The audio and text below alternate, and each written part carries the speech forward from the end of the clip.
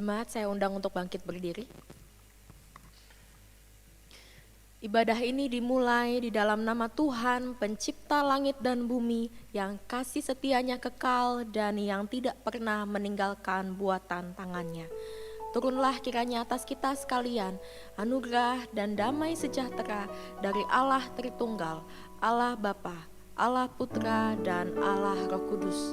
Amin. Selamat pagi jemaat yang terkasih di dalam Tuhan, Shalom. Bersyukur saudara, pada pagi hari ini kita kembali Tuhan kumpulkan untuk boleh beribadah bersama dengan Dia. Ada yang beribadah di rumah, ada pula yang beribadah di gereja. Dimanapun kita beribadah, biarlah sukacita dan rasa syukur kepada Tuhan terus ada. Biarlah kita memuji Tuhan, Ialah Raja yang layak ditinggikan. Hosana puji Tuhan, Hosana Allah kami. Kita nyanyikan pujian dari KPPK nomor 5.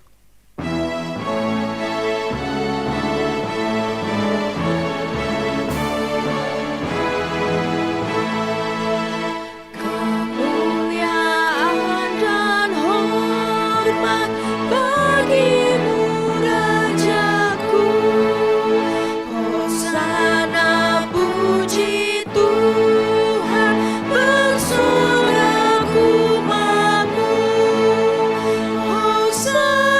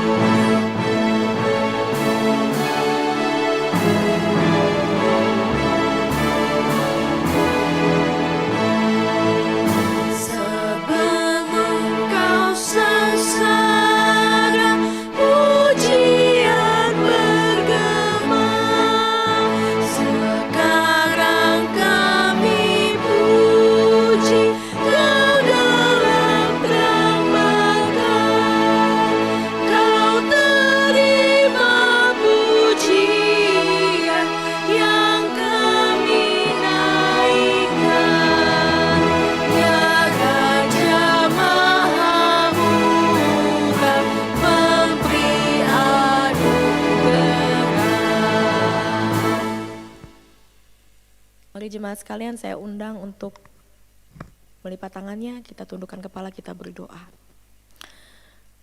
Tuhan yang kami sembah, Tuhan yang berkuasa untuk bumi ini dan untuk kehidupan kami. Kami bersyukur ya Tuhan untuk kasih setia Tuhan di dalam kehidupan kami. Tidak pernah sedetik pun penyertaan-Mu lepas daripada hidup kami. Bersyukur ya Tuhan, Tuhan juga memberikan kami kondisi tubuh yang masih kuat untuk boleh beribadah bersama-sama, baik di rumah maupun di gereja ya Tuhan. Ya Tuhan, kami sadar kasih Tuhan terus hadir dalam kehidupan kami. Padahal ya Tuhan, kami ini bukanlah orang yang sempurna. Meskipun kami anak-anak Tuhan, seringkali kami masih mendukacitakan hati Tuhan dengan berbagai macam dosa yang kami perbuat di hadapan-Mu.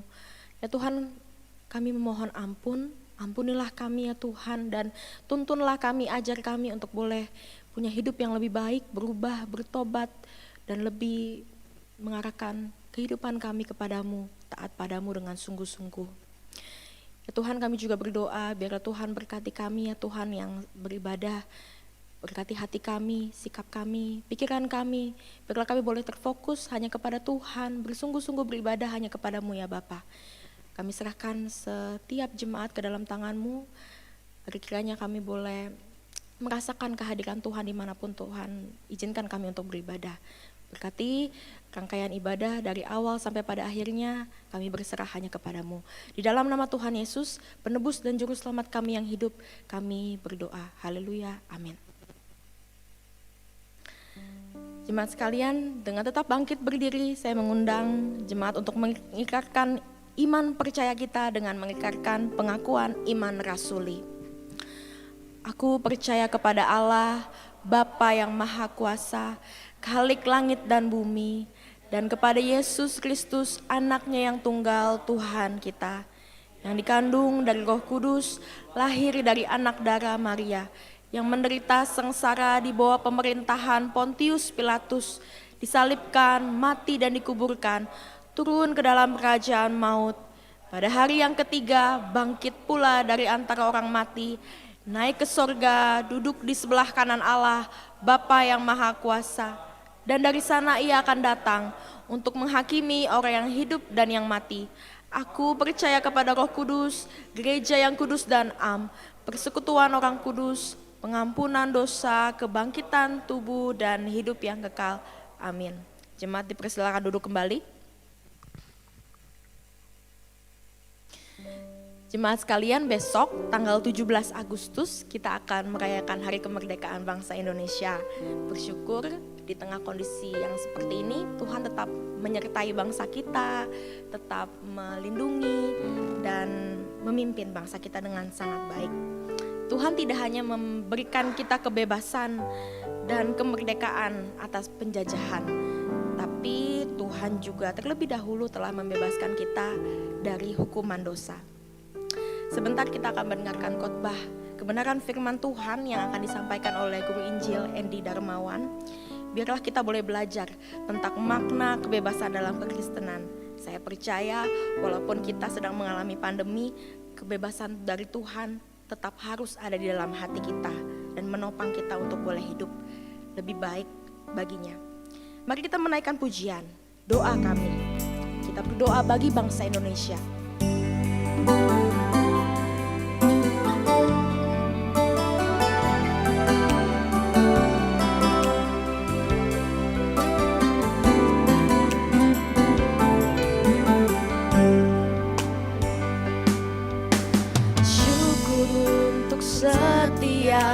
Rencanamu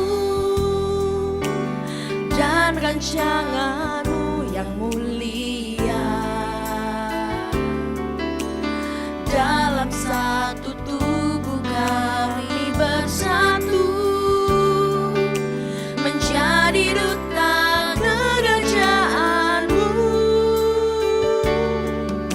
Ku ucapkan berkat atas Indonesia, biar kemuliaan Tuhan akan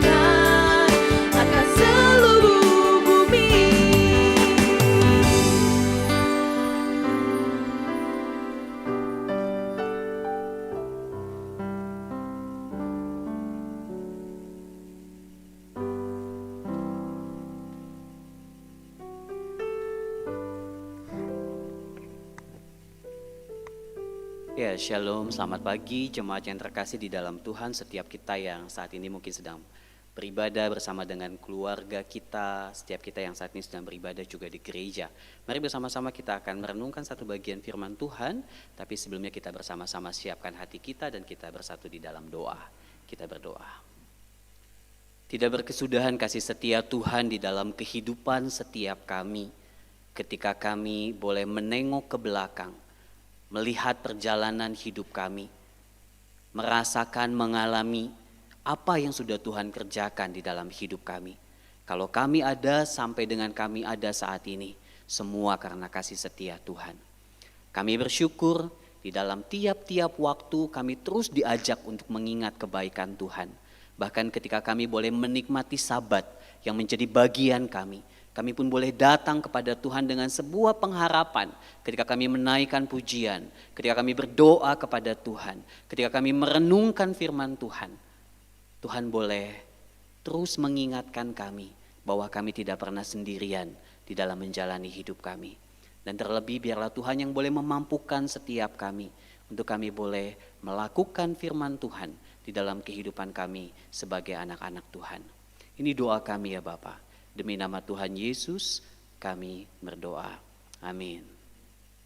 Jemaat yang terkasih di dalam Tuhan kita Yesus Kristus, kita percaya bahwa kasih setia Tuhan itu tidak pernah berkesudahan di dalam kehidupan kita.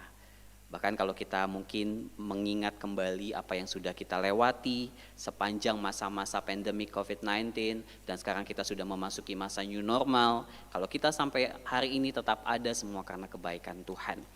Hari ini kita mau bersama-sama merenungkan satu bagian firman Tuhan dengan tema I'm Free. Kita mau berbicara dan merenungkan tentang kemerdekaan yang sudah Tuhan anugerahkan di dalam kehidupan kita.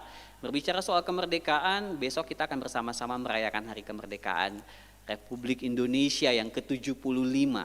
Dan mungkin ini menjadi satu masa di mana merayakan hari kemerdekaan itu menjadi momen yang tidak akan pernah kita lupakan sepanjang seumur hidup kita, bahkan mungkin ini menjadi sebuah perayaan kemerdekaan dengan kesan tersendiri bagi generasi kita. Ketika merenungkan bagian firman Tuhan dan mengingat kembali perayaan hari ulang tahun kemerdekaan, saya cuma berpikir momen perayaan ulang tahun kemerdekaan tahun ini menjadi satu momen yang tidak biasa, bukan? Karena tidak mungkin lagi ada perlombaan. Tidak mungkin lagi ada di daerah-daerah, di kampung-kampung atau mungkin di sekitaran rumah kita berada, biasanya anak-anak kita excited menantikan lomba makan kerupuk, rasanya udah gak mungkin lagi diadakan. Lomba balap kelereng juga mungkin gak akan lagi diadakan. Kan gak lucu ya kalau seandainya kita bawa dari rumah masing-masing sendok sendiri-sendiri gitu ya. Apalagi kita harus social distancing dan lain sebagainya. Tapi terlepas dari itu, mari bersama-sama kita merenungkan dan mengingat kembali apa yang sudah Tuhan kerjakan di dalam kehidupan kita ketika kita diajak kembali mengingat anugerah Tuhan di tengah-tengah hari kemerdekaan Republik Indonesia yang ke-75. Berbicara soal kebebasan, berbicara soal kemerdekaan.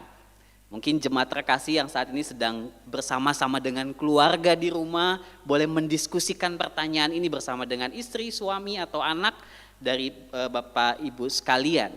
Kira-kira kebebasan apa sih yang saat ini paling kita nantikan?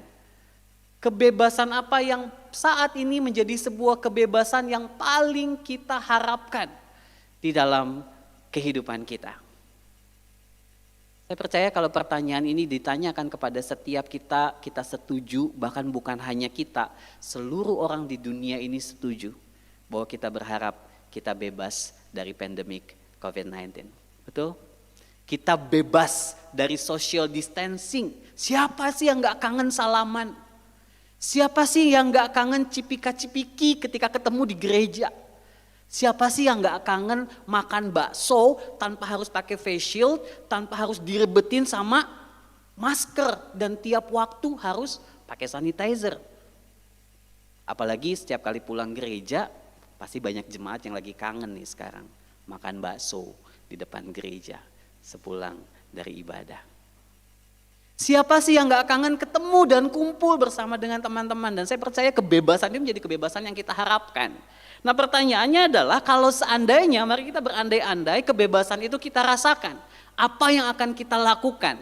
Saya percaya kita semua sudah mulai merancang nih ya. Sudah mulai merancang kira-kira kalau pandemiknya sudah beres, coronanya udah benar-benar musnah di bumi ini. Saya percaya kita sudah mulai merancang untuk menginvite teman-teman kita datang ke rumah, kita makan sama-sama sepuasnya. Mungkin ada beberapa yang udah kepikiran dan merancang jalan-jalan sambil cari diskonan, ya, cari hotel dan lain sebagainya. Pokoknya ingin menikmati segala sesuatu.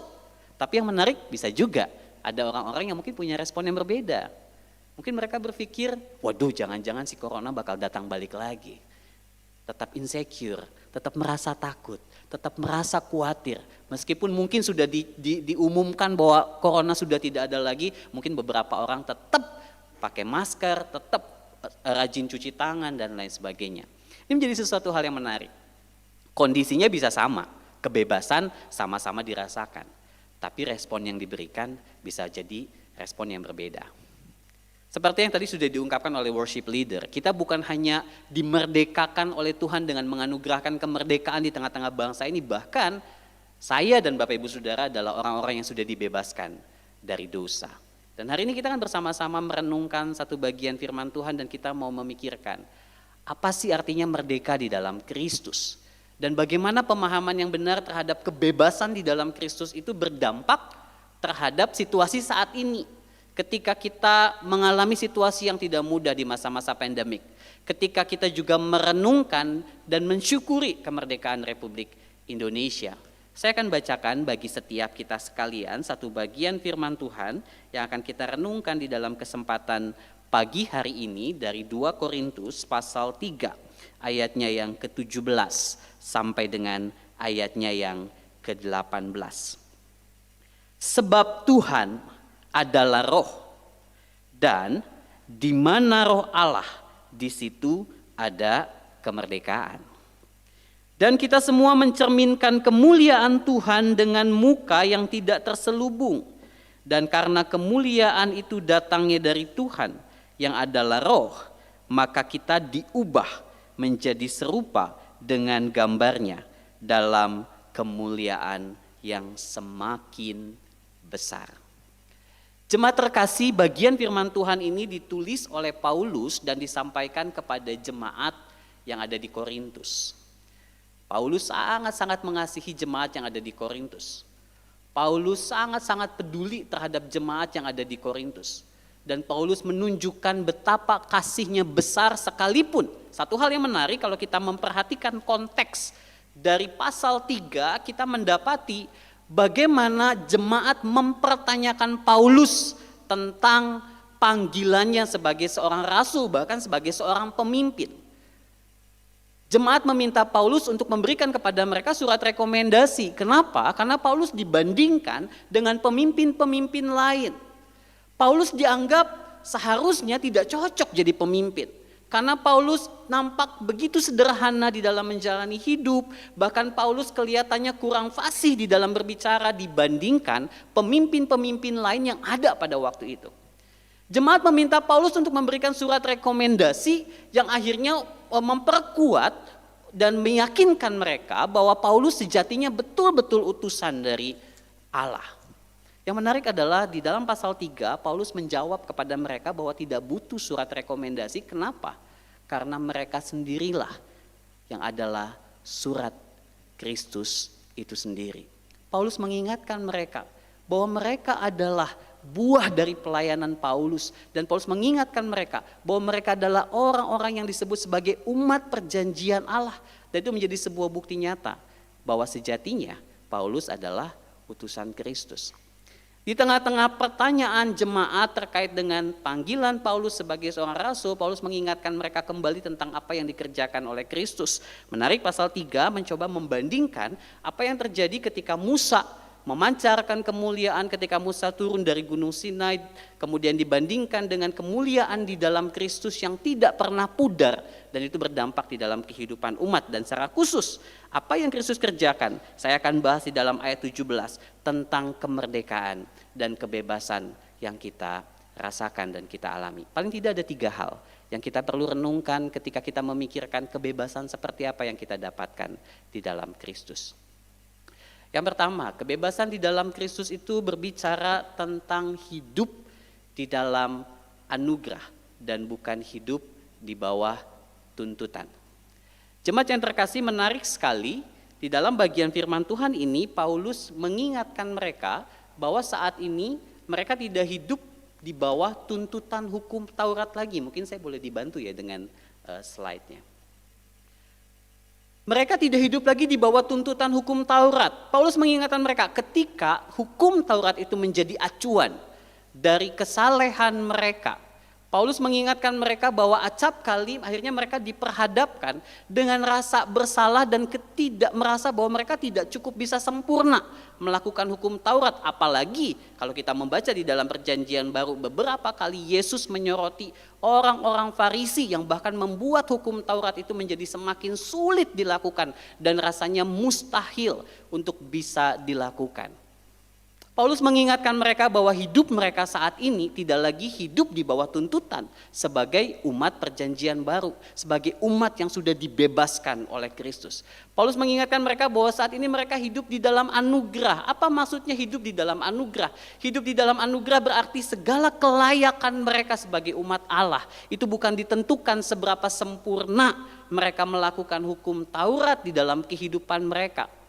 Segala kelayakan mereka di hadapan Allah bukan seberapa saleh mereka menjalani kehidupan ibadah mereka. Bukan seberapa hebat mereka menghafal bagian-bagian firman Tuhan. Atau bahkan mematuhi protokol yang ditentukan oleh hukum Taurat. Tetapi segala kelayakan mereka terima itu semua karena anugerah daripada Tuhan semata. Anugerah dari Kristus yang sudah mati dan menebus dosa mereka. Apa implikasi dari pemahaman ini bagi mereka? Jemaat Korintus diajak untuk kembali memahami bahwa segala kesalehan, karena kalau kita mengingat latar belakang dari konflik yang terjadi di tengah-tengah jemaat Korintus, ada perpecahan, ada orang-orang tertentu merasa bahwa mereka jauh lebih baik dibandingkan orang lain karena segala kemampuan yang mereka miliki lebih baik dibandingkan orang lain. Ada beberapa orang tertentu yang merasa bahwa saya jauh lebih saleh dibandingkan yang lain karena saya jauh lebih rajin dan lain sebagainya. Perpecahan itu menjadi satu hal yang terjadi di tengah-tengah mereka. Tetapi Paulus mengajak mereka untuk kembali mengingatkan bahwa roh yang memerdekakan itu, bahwa apa yang Yesus lakukan di atas kayu salib yang membebaskan kita, membuat kita tidak lagi hidup di bawah ketakutan karena tuntutan dari hukum Taurat, tetapi kita hidup dengan hati yang lebih lega, dengan damai sejahtera, karena kita tahu di dalam segala kelemahan yang kita miliki, di sana ada anugerah Tuhan yang menopang kita. Jemaat yang terkasih, ketika kita merenungkan anugerah Tuhan, di sana kita disadari bahwa hidup yang kita jalani adalah hidup yang dituntun, hidup yang disertai oleh Tuhan.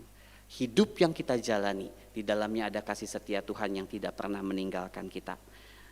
Berbicara soal kasih setia Tuhan, menarik sekali ketika kita membaca dan merenungkan apa yang dicatat di dalam Ratapan pasal 3, ayatnya yang ke-21 sampai dengan ayatnya yang ke-26.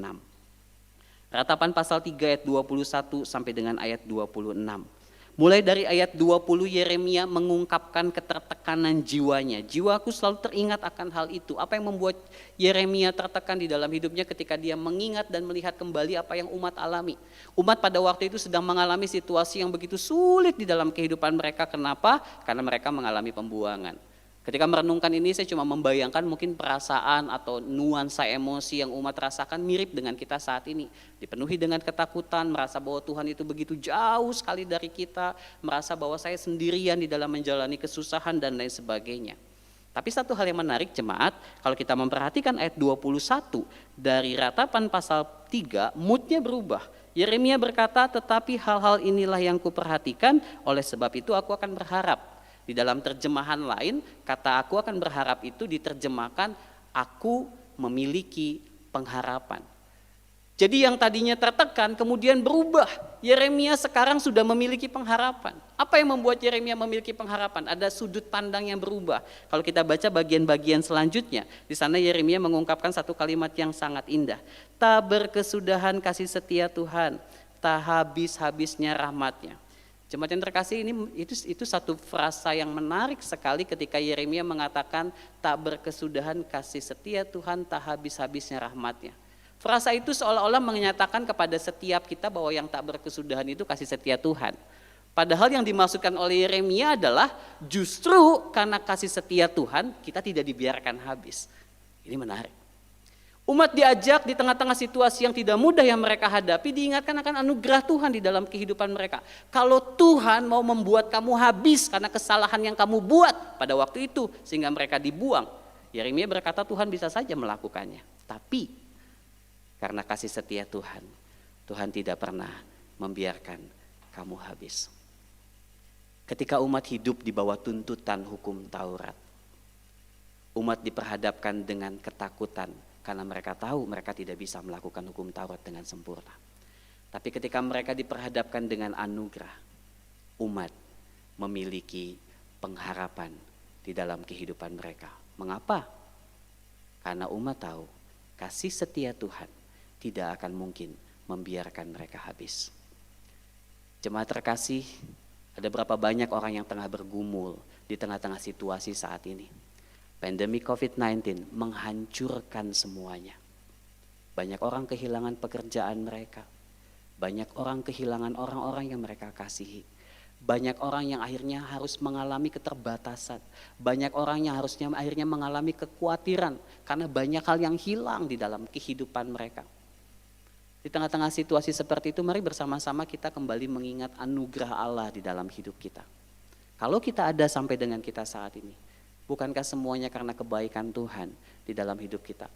Sama seperti seorang Yeremia yang berkata, kasih Tuhan itu selalu baru setiap pagi. Bukan cuma sekedar selalu ada, bahkan selalu baru setiap pagi. Dan ketika kita hidup di dalam anugerah Tuhan dan menyadari kebebasan itu adalah hidup bukan di bawah tuntutan. Di sanalah akan terbit hati yang penuh rasa syukur dan hati yang boleh menaruh pengharapan. Mengapa? Karena kita berada di tangan yang tepat. Di masa-masa pandemi COVID-19, mungkin ketika kita berkumpul bersama dengan keluarga, mungkin ini menjadi saatnya keluarga mulai membicarakan kasih setia Tuhan. Bukan hanya sekedar membicarakan ketakutan-ketakutan. Bukan hanya sekedar membicarakan kamu gak boleh kesini nanti ada klaster baru. Kamu gak boleh ini dan lain sebagainya. Walaupun satu sisi memang kita tetap perlu waspada. Tetapi mari bersama-sama bicarakan tentang kasih setia Tuhan di tengah-tengah keluarga kita. Supaya apa? Supaya kita boleh menjalani hidup dengan sudut cara pandang yang berbeda. Perspektif yang berbeda. Tidak lagi dipenuhi dengan ketertekanan hidup. Tetapi kita boleh memiliki pengharapan. Kenapa? Karena Yesus sudah mati menebus dosa kita. Kalau Yesus sudah menjamin hidup kita di dalam kekekalan, kita percaya Yesus juga menjamin kehidupan kita sepanjang kita di dunia. Mungkin kita tetap mengalami kehilangan, tetapi kita tidak kehilangan pengharapan itu di dalam kehidupan kita. Yang kedua, ketika berbicara soal kebebasan, bukan hanya sekedar berbicara kita hidup di bawah anugerah, tetapi kita diingatkan bahwa kebebasan itu, kemerdekaan yang Yesus berikan kepada setiap kita, akhirnya membebaskan kita dari belenggu dosa. Charles Spurgeon pernah mengatakan sebuah kalimat yang luar biasa. Dia berkata bahwa semua bentuk perbudakan di dunia ini tidak ada yang lebih mengerikan dibandingkan dengan perbudakan dosa. Bapak Ibu jemaat yang terkasih, ini menjadi sebuah kabar baik yang perlu terus kita ingat. Kenapa? Karena banyak orang bertanya-tanya seperti ini. Apakah pandemi COVID-19 ini adalah hukumannya Tuhan buat kita? Itu pertanyaan yang bisa saja membuat kita menjadi insecure, membuat kita kehilangan rasa aman. Bahkan ada beberapa orang mengatakan, ya ini adalah hukuman Tuhan bagi setiap kita. Karena kita mungkin sudah jauh dari Tuhan. Tunggu dulu. Bukankah COVID-19 ini dialami bukan hanya oleh orang-orang yang tidak percaya kepada Tuhan. Banyak orang yang sangat-sangat mencintai Tuhan. Mereka pun mengalami situasi yang sama. Saya punya seorang rekan, seorang hamba Tuhan yang begitu baik, seorang pendeta yang sangat-sangat mencintai Tuhan. COVID-19 membawa dia kembali pulang ke rumah Bapa di surga. Keluarganya harus kehilangan orang yang dikasihi. Jemaatnya bersedih karena harus kehilangan sosok seorang hamba Tuhan yang begitu baik dan peduli kepada mereka. Kalau seandainya COVID-19 ini adalah hukuman dari Tuhan, apakah itu berarti orang-orang yang mencintai Tuhan pun mendapatkan bagian itu? Rasanya bukan. Tetapi mari bersama-sama kita melihat bahwa kita sudah dibebaskan dari belenggu dosa dan kita tahu bahwa bukan hanya sekedar belenggu dosa tetapi hukuman karena dosa itu sudah dibebaskan ketika Yesus mati di atas kayu salib. Karena upah dosa yang adalah maut itu tidak lagi menjadi milik kita. Kita sudah mendapatkan anugerah kehidupan kekal. Dan itu yang dimaksudkan oleh Paulus ketika mengingatkan umat bahwa roh itu adalah roh yang memerdekakan. Roh yang sudah membebaskan kamu dari belenggu dosa. Roh yang sudah membebaskan kamu dari kuasa dosa yang adalah maut. Sehingga seharusnya kita menjalani kehidupan kita dengan penuh pengharapan. Kita menjalani kehidupan kita dengan penuh keyakinan. Kenapa? Karena kasih setia Tuhan itu tidak pernah meninggalkan kita. Keyakinan akan kebebasan dari belenggu dosa.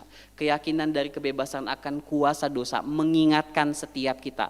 Tidak perlu takut lagi di dalam menjalani kehidupan kita ketika kita memang berjalan di jalan yang benar.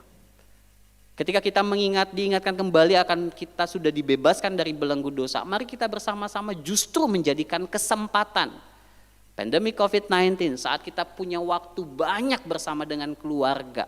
Kita punya waktu banyak untuk merenungkan firman Tuhan. Justru ini seharusnya menjadi sebuah kesempatan untuk kita semakin dekat dengan Tuhan. Bukankah kematian Yesus di atas kayu salib membawa kita yang tadinya terpisah menjadi dekat dengan Allah? Dan ketika kita diingatkan akan hal itu, kita sudah dibebaskan dari belenggu dosa, tidak ada lagi jurang yang memisahkan kita, kita dekat dengan Allah. Pakai kesempatan ini untuk semakin dekat dengan Allah dan di sana kita akan merasakan damai sejahtera. Sesulit apapun kehidupan kita karena kasih-Nya nyata dan kasih-Nya menopang kehidupan kita. Yang terakhir, apa makna dari kebebasan di dalam kehidupan kita? Di dalam ayatnya yang ke-18, Paulus mengingatkan setiap mereka bahwa ketika roh itu memerdekakan mereka, roh yang sama itu juga mengubahkan jemaat untuk boleh hidup serupa seperti Kristus.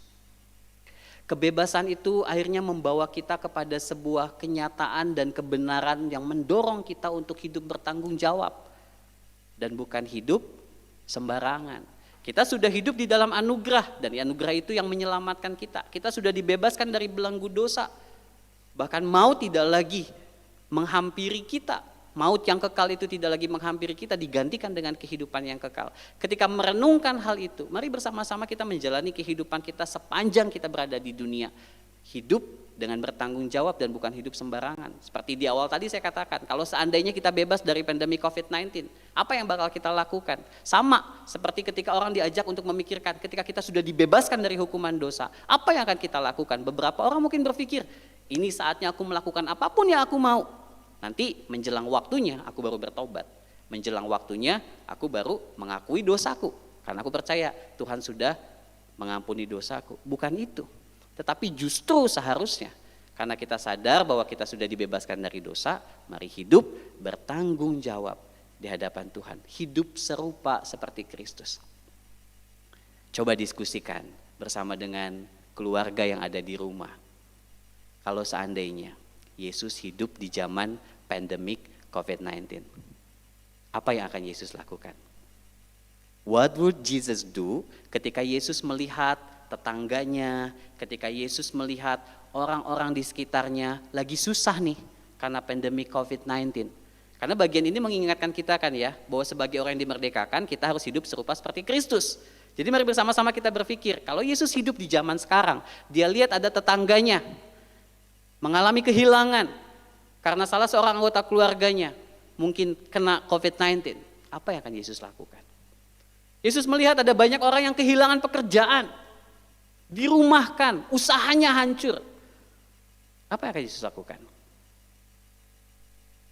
Yesus melihat ada anak-anak yang gak bisa sekolah karena gak punya kuota. Apa yang Yesus akan lakukan? Ketika kita memiliki jawaban, mari bersama-sama kita mulai kembali bertanya kepada diri kita. Lalu apa yang harusnya aku lakukan? Kalau kemerdekaan itu seharusnya mendorong kita menjadi serupa seperti Kristus. Paulus mengajak jemaat yang ada di Korintus untuk memikirkan hal itu karena di tengah-tengah jemaat ada begitu banyak persoalan. di mana sulit sekali bagi mereka untuk bisa empati terhadap sesama mereka, sehingga salah satu persoalan yang terjadi di Korintus adalah perpecahan.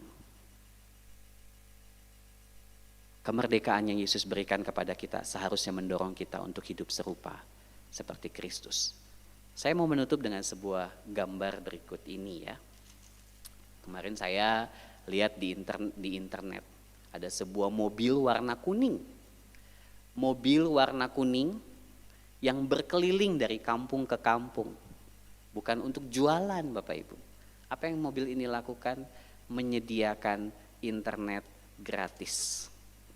Wifi gratis buat siapa? Buat anak-anak yang sedang sekolah. Saat ini banyak keluarga, banyak orang tua yang sedang menjerit karena nggak mampu beli kuota. Sementara anaknya harus belajar secara online. Ini baru hanya salah satu persoalan yang terjadi di tengah-tengah pandemi COVID-19. Tapi ada orang-orang yang menyadari bahwa inilah saatnya kita untuk berbagi. Inilah saatnya kita untuk menjadi berkat buat orang lain. Kalau mereka bisa, bukankah seharusnya kebebasan yang Yesus berikan kepada kita, kita hidup di dalam anugerah dan itu cuma-cuma diberikan kepada setiap kita, mendorong kita pun untuk melakukan hal yang sama. Pertanyaannya, apa yang sudah kita lakukan sebagai bukti bahwa kita hidup serupa seperti Kristus di tengah-tengah pandemi COVID-19? Satu kali ada seorang anak muda bertanya kepada saya paling sebel dan gemes banget kalau lagi saya jalan kaki, kemudian saya lihat ada banyak orang gak pakai masker. Lalu dia tanya, lalu apa yang harus saya lakukan? Tegur kah? Kemudian saya hanya menjawab seperti ini, Bapak Ibu. Kita gak pakai sepatunya orang. Kita gak tahu kenapa dia gak pakai masker. Mungkin dia udah capek sama pandemi COVID. Atau dia gak punya uang buat beli masker. Daripada kita marah-marah dan ngomelin dia, saya cuma bilang mulai hari ini kemana-mana kalau kamu pergi bawa masker lebih. Supaya ketika bertemu orang seperti itu, kita bisa mengambil bagian untuk menjadi berkat buat dia. Kalau dia nggak mau terima ya sudah. Kita jangan dekat-dekat, itu berarti kan pilihannya. Jemaat yang terkasih, yang mungkin saat ini sedang berkumpul bersama-sama dengan keluarga. Yuk mengisi hari kemerdekaan, mengisi masa-masa liburan nih sebentar lagi, mungkin mulai pikirkan proyek apa yang bisa kita lakukan di tengah-tengah keluarga sebagai bukti nyata bahwa kita adalah orang-orang yang hidup di dalam anugerah dan kita punya kerinduan untuk menjadi serupa seperti Kristus. Dan ketika kita diingatkan hari ini bahwa kita sudah dibebaskan, jangan sampai ketakutan yang kita alami di dalam kehidupan kita justru menggantikan damai sejahtera yang seharusnya kita miliki sebagai orang-orang yang sudah dibebaskan. Jangan lagi kita yang sudah dibebaskan dari dosa justru ada ikatan baru, yaitu ketakutan dan kekhawatiran yang kita miliki. Tetapi mari bersama-sama kita akan ingat akan kasih setia Tuhan yang tidak pernah berkesudahan di dalam kehidupan kita. Selalu banyak kesempatan bagi setiap kita untuk boleh hidup menjadi berkat dan melakukan apa yang Tuhan mau di dalam kehidupan kita. Semoga bagian firman Tuhan dan perenungan hari ini boleh menjadi berkat bagi kita sekalian. Amin. Kita berdoa.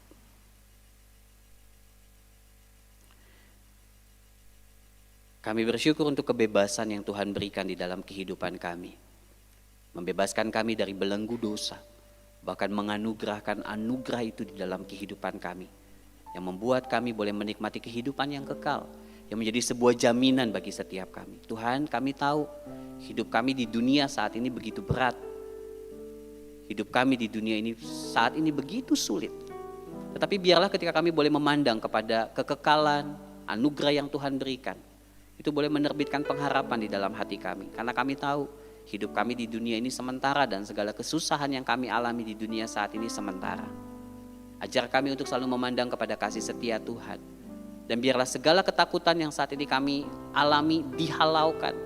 Ketakutan itu boleh digantikan dengan damai sejahtera karena kami tahu kami berada di tangan yang tepat. Tangan Allah yang mengasihi kami. Tangan Allah yang tidak pernah meninggalkan kami. Dan biarlah di momen saat ini ketika kami boleh diingatkan panggilan kami untuk menjadi serupa seperti Kristus. Kami boleh mengisi situasi yang mungkin tidak mudah di dalam hidup kami, untuk kami boleh tetap jadi berkat bagi orang lain. Ada banyak di sekitar kami yang mungkin jauh lebih sulit, yang mungkin jauh lebih susah dibandingkan kami. Jika ada hal sederhana yang bisa kami lakukan bagi mereka, Tuhan ingatkan kami untuk kami boleh mengambil bagian. Sama seperti Kristus yang peduli kepada orang banyak pada waktu itu. Biarlah kami sebagai orang percaya, kami sebagai gereja boleh menunjukkan jati diri kami. Untuk kami boleh menggarami menjadi berkat bagi mereka.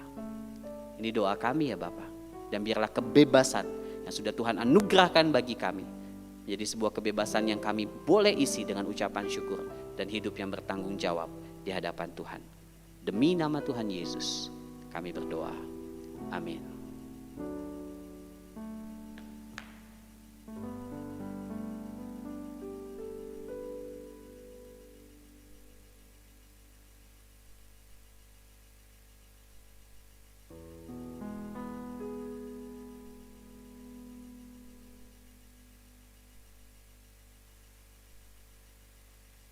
Terima kasih untuk Guru Injil Andy Darmawan yang sudah memberikan kita kebenaran firman Tuhan yang sangat baik ketika kita harus merasakan kemerdekaan di kondisi pandemi COVID-19 seperti saat ini. Saat ini kita akan mengungkapkan rasa syukur kita atas kebebasan dan kemerdekaan yang Tuhan sudah berikan bagi hidup kita. Kita juga akan mengungkapkan rasa syukur kita atas kasih dan penyertaan Tuhan dalam hidup kita dengan memberikan persembahan. Jemaat bisa mentransfer uang persembahan ke nomor rekening yang tertera di layar kaca. Anugerah terbesar dalam hidup kita kalau kita yang terbatas ini, yang lemah ini boleh dijadikan alat di tangan Tuhan yang begitu berkuasa.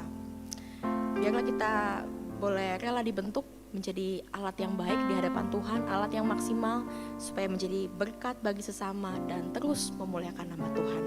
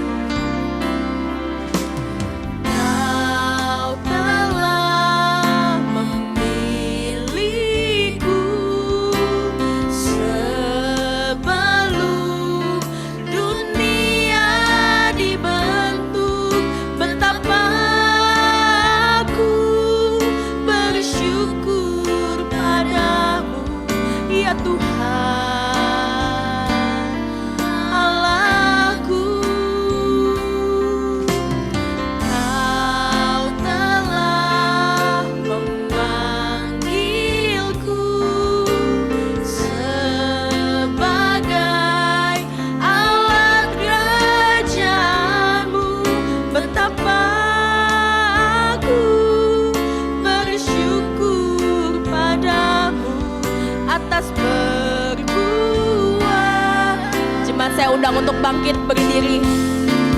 Jadikan aku bait suci-Mu yang kudus.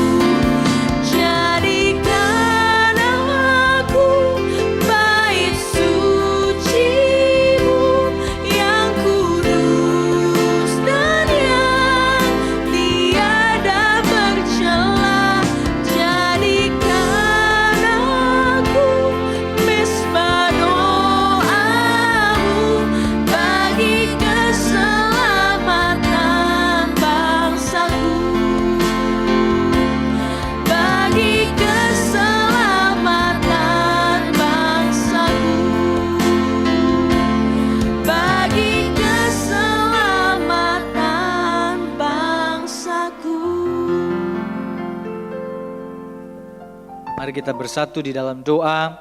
Kami bersyukur untuk kasih karunia Tuhan kepada setiap kami sampai pada hari ini. Kami bersyukur Tuhan untuk anugerah-Mu kami bisa menghayati arti kebebasan yang sudah Engkau berikan kepada setiap kami.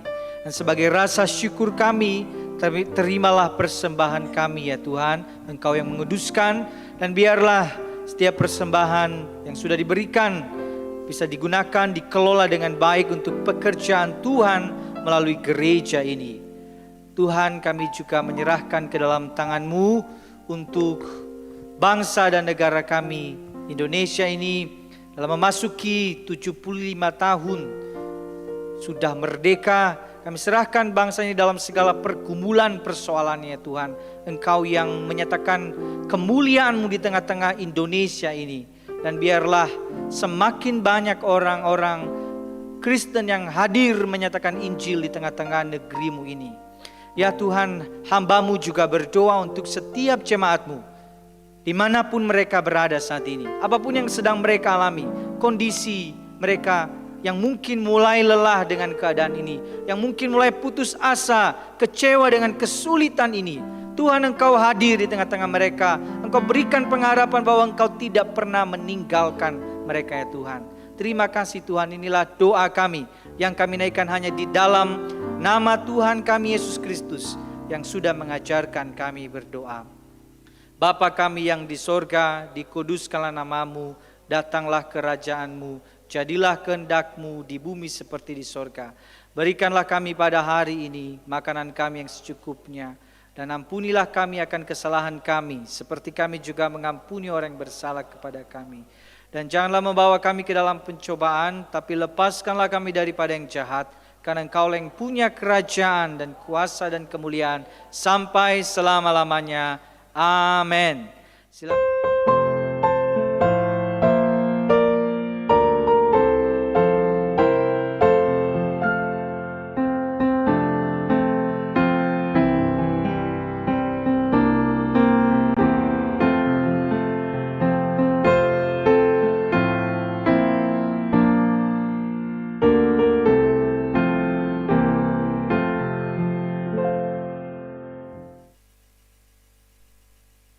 Selamat ulang tahun kepada Bapak Ibu Saudara-saudari yang sudah berulang tahun. Kiranya Tuhan yang terus menolong dan menyertai Bapak Ibu Saudara-saudari di dalam perjalanan kerohaniannya. Bapak Ibu Saudara-saudari, hari ini kita bersyukur kita bisa beribadah. Baik Bapak Ibu Saudara-saudari yang hadir di gereja dan Bapak Ibu Saudara-saudari yang sedang beribadah di rumah. Saudara-saudara, kita bersyukur karena kita sudah dilayani oleh Bapak Endi Darmawan. Terima kasih untuk Pak Endi. Kiranya Tuhan yang terus menolong Pak Endi di dalam pelayanan yang dikerjakan. Bapak Ibu Saudara-saudari, besok kita akan bersama-sama menghayati, memperingati kembali kemerdekaan Indonesia yang ke-75, saudara-saudara. Dan kita bersyukur hari ini kita dibekali kebenaran firman Tuhan untuk menghayati kebebasan itu. Dan mari kita sama-sama kasih space untuk doa pribadi kita, saudara-saudari. Berdoa untuk bangsa ini ya, dalam saat teduh pribadimu, dalam doa malam keluarga, apapun itu, berikan waktu untuk berdoa untuk pemimpin negeri ini, untuk kondisi bangsa ini, saudara-saudara. Marilah orang-orang Kristen bersama-sama menjadi pendoa-pendoa untuk bangsa dan negara ini. Bapak Ibu saudara-saudari, ada satu hal lagi yang ingin saya sampaikan, yaitu tentang baptisan. Jadi pada bulan Desember kita akan mengadakan baptisan di awal Desember Bapak Ibu saudara-saudari. Dan kita akan membuka kelas katekisasi secara online, yaitu dari September sampai November.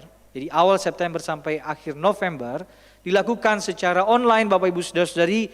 Dan bagi rekan-rekan Bapak Ibu Saudara-saudari yang pada bulan Februari pernah mendaftar dan hanya mengikuti kelas awal saja, wajib mendaftar ulang kembali dan mengikuti seluruh kelas mulai dari awal lagi. Jadi kita mulai kembali pada September. Bagi Bapak Ibu Saudara-saudari yang ingin ikut kelas katekisasi ini dapat menghubungi saya atau Saudara Junaidi ya, atau tata usaha gereja.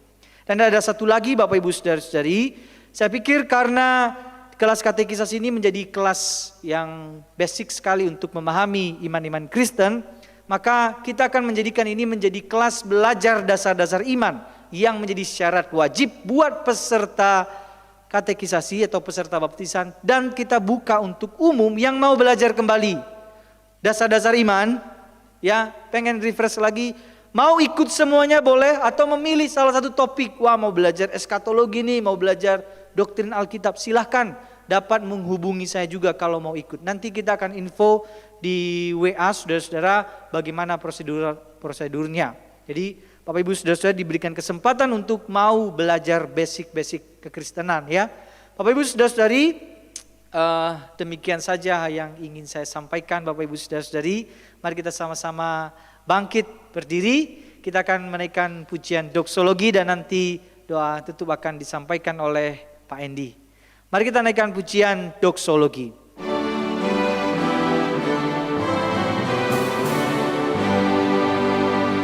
Puji Allah Bapa Putra, puji Allah Roh Kudus, ketiganya yang esa. Oh, selamat sumber berkat.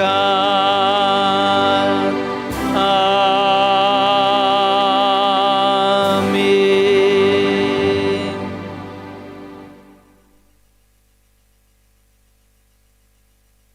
Kita berdoa.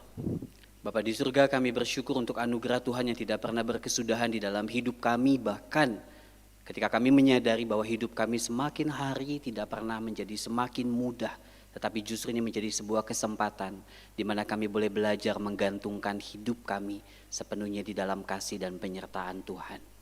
Dan kami percaya bahwa kasih setiamu tidak pernah meninggalkan kami.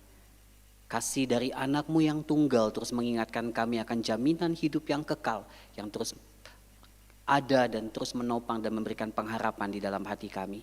Dan Allah Roh Kudus menyertai setiap kami, menghalau segala ketakutan yang kami miliki, memberikan damai sejahtera itu boleh tinggal di dalam hati kami. Dan biarlah Tuhan yang boleh terus menaungi, menyertai kami dari sekarang sampai selama-lamanya. Amin.